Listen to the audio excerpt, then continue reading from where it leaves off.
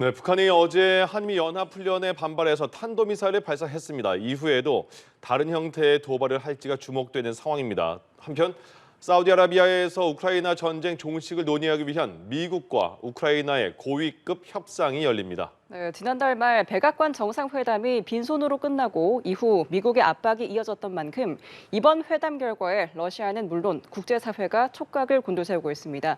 자세한 내용 문성묵 한국국가전략연구원 통일전략센터장 모시고 알아보겠습니다. 안녕하십니까? 어서 오십시오. 네, 안녕하십니까? 예.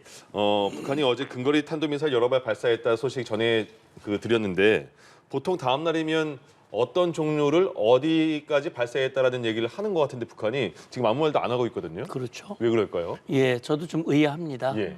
다만 어제 발사한 미사일이 근거리 탄도미사일이거든요. 예. 여러 발인데 사실 그동안 북한 행태를 보면요.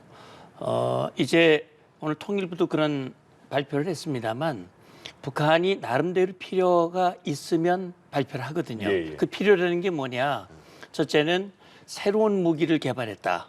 새로운 무기를 개발했고 그걸 김정은이 직접 지휘해서 발사를 하는 그런 경우에는 이제 꼭 발표를 하죠. 사진까지 보여주면서. 보여주면서 예. 발표를 하고 그리고 내부 결속이라든지 군의 사기를 올린다든지 또 김정은의 업적을 부각시킬 필요가 있을 경우 그런 경우에는 대대적으로 보도를 하거든요. 예. 뭐 극초음속 미사일을 발사했는데 성공을 했다, 명중을 했다, 위력이 한층 높아졌다. 네. 뭐 이런 식으로 발표를 하거든요.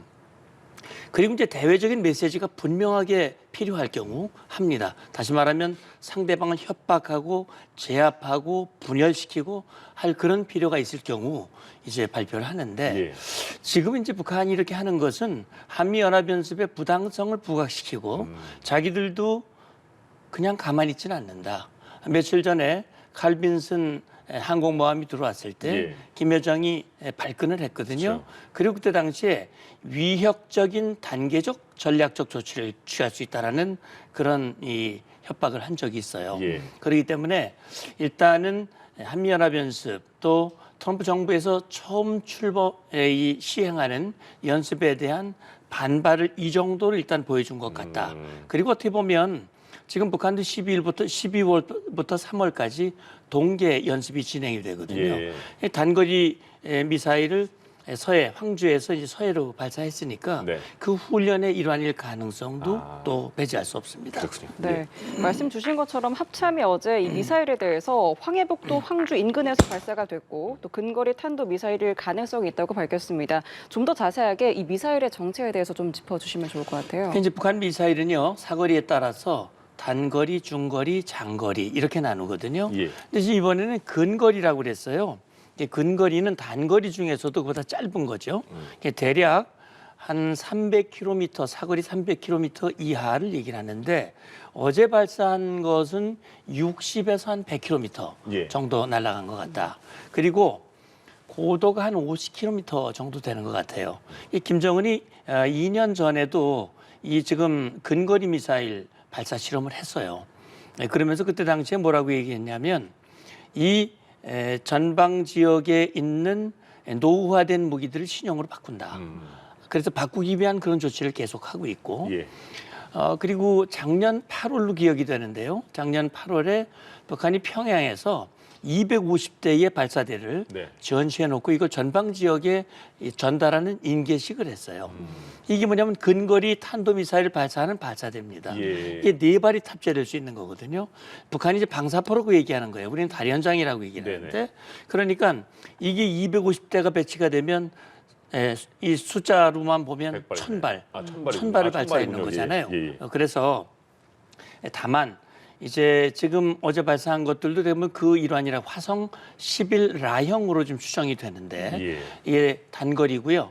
우리가 지금 KTSM이라고 그래가지고 한 100km 사거리에 가는 전술지대지 미사일을 개발하고 있는데 사실 전방 지역에서 북한이 숫자적으로는 이 포병, 방사포라든지 이게 숫자적으로는 많지만 많이 노후화되어 있기 때문에 우리보다 열세하다는 걸 김정은도 알고 있어요. 네. 그 숫자적으로는 예. 그래서 이걸 새롭게 하기 위한 노력을 계속하고 있는데 어제 발사한 것도 그 일환일 가능성이 있다. 이렇게 추정을 해봅니다. 그렇군요. 트럼프 대통령 취임 이후에는 우크라이나는 그 근거리라도 탄도미사일 발사한 건 처음이잖아요. 네. 그러면 트럼프 대통령이 지금 뭐 여러 신경 쓸 게 많겠지만 김정은 위원장에게 언제쯤 뭐 대화의 메시지 아니면 뭐 위협의 메시지 전달할 가능성이 있을까요? 시기가 언제쯤일까요? 예, 근데 뭐 시기는 지금으로서는 특정하기는 좀 어렵겠습니다만 이제 조셉 윤 주한 미 대사 대리도 국회에서 그런 언급을 한 적이 있어요. 네. 왜냐하면 트럼프 대통령이 일기 때 김정은과 직접 2번 정상회담을 했고 예. 또 한 번 판문점에서 만났고 근데 사실은 성공하지 못했거든요. 그렇기 때문에 이번 2기 때는 뭔가 성공을 해야 되겠다는 강한 의지를 가지고 있는 건 분명해요. 그런데 아시다시피 지금 트럼프 대통령에게는 당장 처리해야 할 현안들이 많거든요. 네. 국내적인 현안들도 굉장히 많고, 그다음에 이제 전쟁을 종결시켜야 하는 그런 현안 문제도 있어요. 그리고 보통 새 정부가 출범을 하면 그 대북 정책도 대한반도 정책이 3개월에서 한 6개월 정도 걸리거든요. 예. 이제 트럼프 정부가 출범한 지 한 달 조금 지났습니다.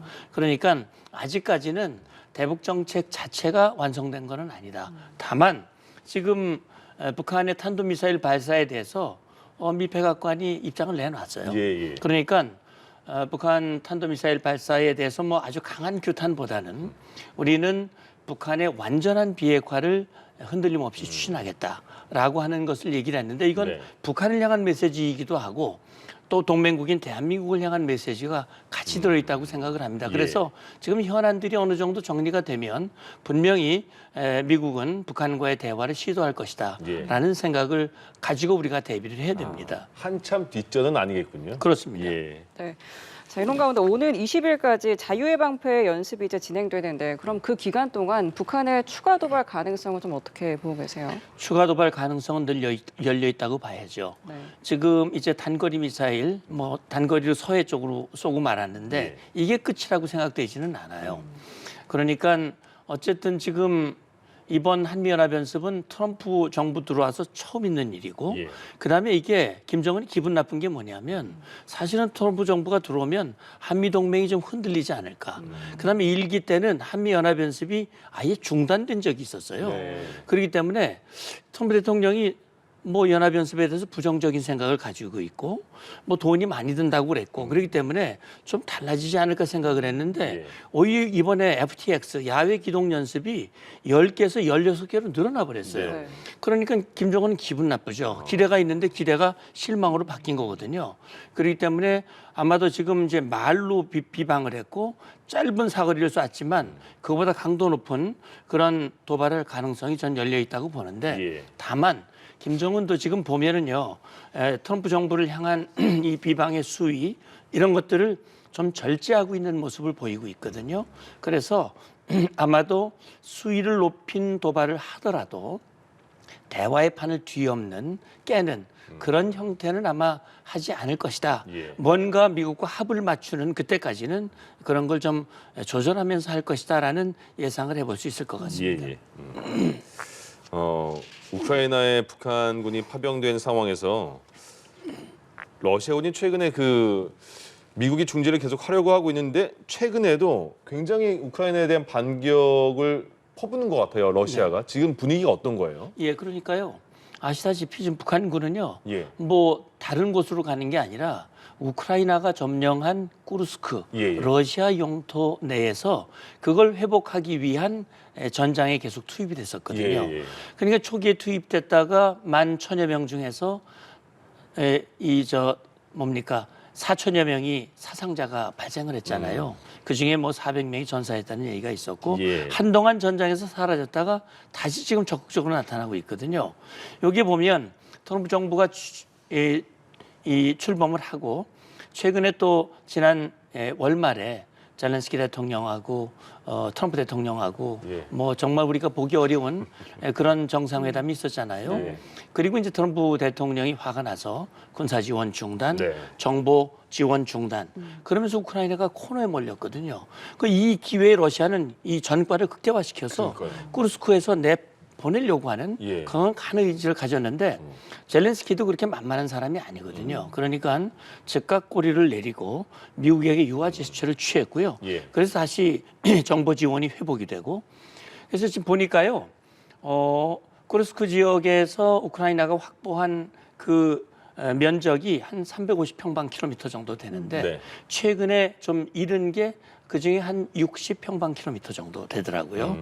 여의도가 한 35평방킬로미터인데 예. 여의도의 한 2배 정도 이뤘는데 어쨌든 지금 우크라이나 측 지휘관 얘기는 북한군이 잘 싸운다. 굉장히 적극적이다. 예. 그리고 우크라이나의 어떤 보급선을 차단하는데 주요 역할을 하고 있다라는 얘기를 하고 있거든요. 예. 저는 그렇게 생각을 해요. 김정은 입장에서는 기왕 보냈으니까 이 푸틴의 어떤 쿠르스크 회복을 위해서 최대한 많이 기여를 해야 나중에 반대급부를 받아낼 수 있기 그렇죠. 때문에 예. 하여튼 이 막판에 최대한 힘을 내서 하고 있는 것으로 생각이 되고요. 그리고 또 북한군이 이제 파병된 지가 벌써 몇 개월 됐잖아요. 예. 전장에 적응이 되고 어느 정도 숙달이 되고 이러면서 좀 더 기량을 발휘하고 있는 것이 아닌가 하는 생각이 듭니다. 그럼 최근에 그 북한군의 추가 파병 얘기도 나왔었는데 지금 뭐 종전 얘기도 나오는 상황에서는 추가 파병 가능성은 거의 없다고 봐야 될까요? 그런 건 아니죠. 왜냐하면 이게 종전 물론 협상 시작이 됐습니다만 이게 언제 완성이 될지 장담할 수 없거든요. 그러네요. 아시다시피 6.25 전쟁도 예. 51년 7월에 이 휴전 협상이 시작돼서 2년을 끌었거든요. 예. 이제 시작 단계예요. 아직 휴전 회담이 열리지도 않은 거예요. 이제는 네. 당사자들과 미국이 이제 중재를 하고 있는 이런 과정이기 때문에 그래서 이미 이 추가 파병 한 3,000명 정도가 1차 추가 파병이 됐다는 얘기가 지금 나왔지 않습니까? 예. 그래서 제가 볼 때는 전장 환경에 따라서 김정은은 충분히 2차, 3차 추가 파병도 저는 준비하고 있을 것이다. 예. 이런 생각을 합니다. 그렇군요. 예. 네, 이런 가운데 우크라이나는 러시아 수도 모스크바에 대규모 드론 공세를 퍼부었습니다. 외신은 이번 공격이 모스크바에 대한 공격 중 최대 규모다, 전례 없는 강도다라고 평가를 했는데 이런 공격이 나중에 종전 협상에 좀 영향을 줄까요? 영향을 줄 수 있다고 생각을 합니다. 왜 그러냐면 지금 푸틴은요 그렇게 얘기를 하고 있거든요. 젤렌스키하고는 협상 안 하겠다 예. 하는 얘기예요. 젤렌스키는 정통성이 없는 대통령이다.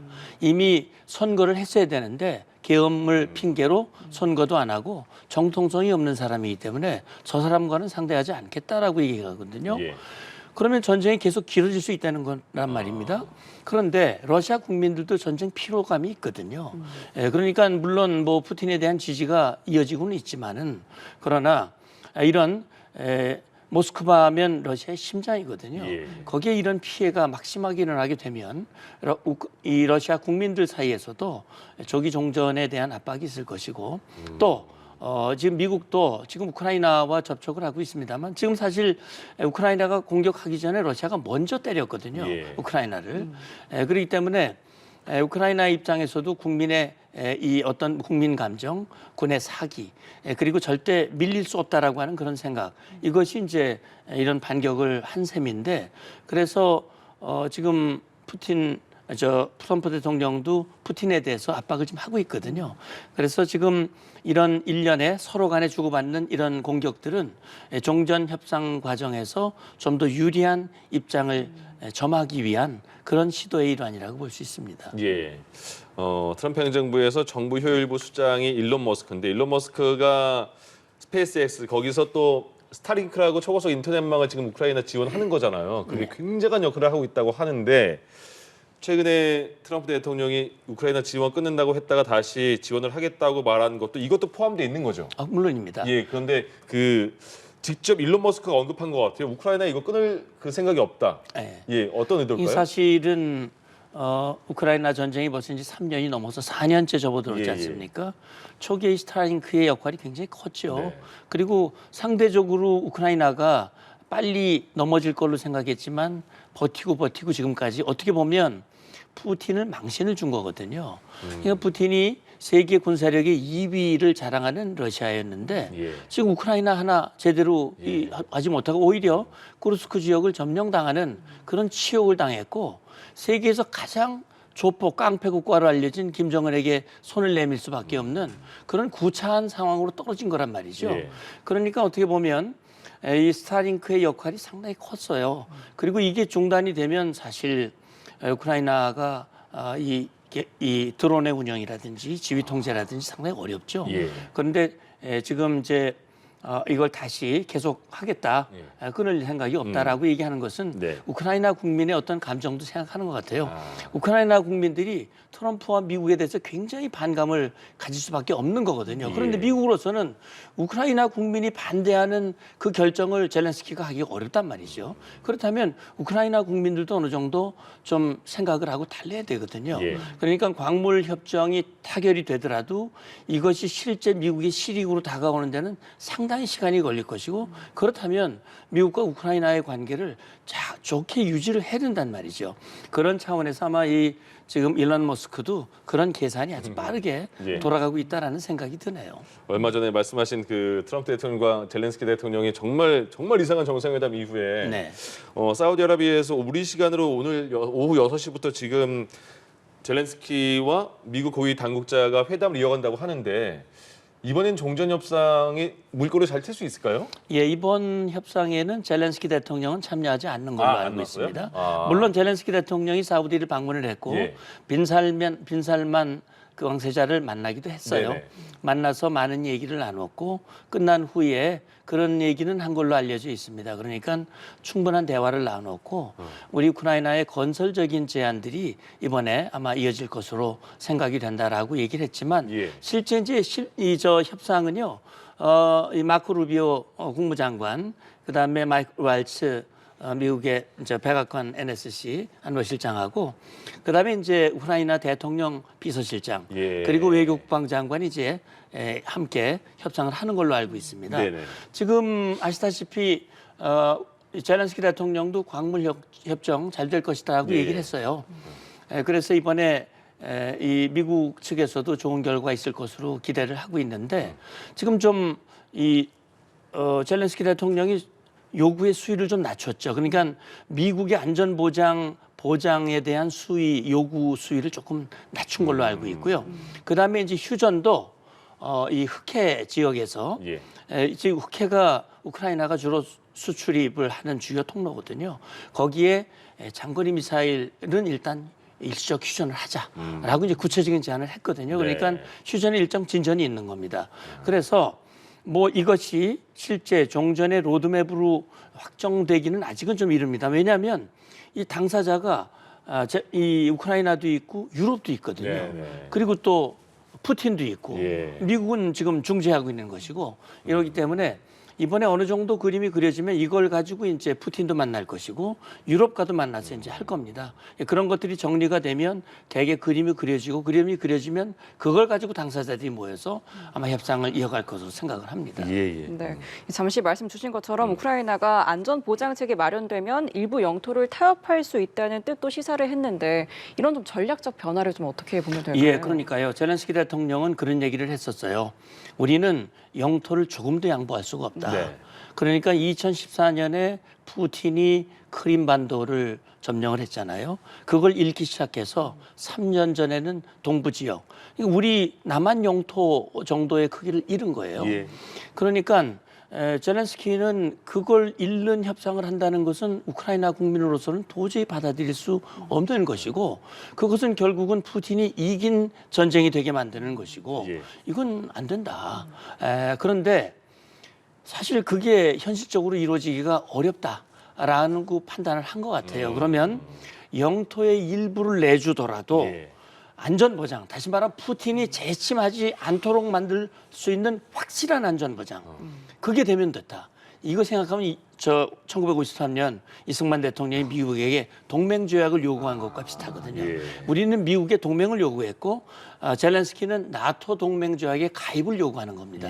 근데 이제 이건 푸틴이 결사반대하고 있고 미국도 그건 수용하기가 어렵고, 지금 그런 상황에서 지금은 일단 여러 가지 방안들이 나오고 있는데 젤렌스키는 현실적인 방안을 일단 생각을 하고 있는 것 같습니다. 그래서 명예롭게 우크라이나 국민들의 명예도 어느 정도 지키면서, 그다음에 더 이상의 추가 희생도 막으면서, 그다음에 뭔가 얻을 수 있는, 다시 말하면 이제 우크라이나가 전쟁 휴전하더라도 가장 급한 게 피해 전쟁 복구거든요. 그렇죠. 예, 그런 복구들을 가장 유리한 조건에서 할 수 있는 그런 것들을 종합적으로 지금 생각하고 있는 것 같습니다. 네. 알겠습니다. 네, 알겠습니다. 문성묵 한국국가전략연구원 통일전략센터장과 함께 오늘 이야기 나눠봤습니다. 오늘 말씀 고맙습니다. 고맙습니다. 감사합니다.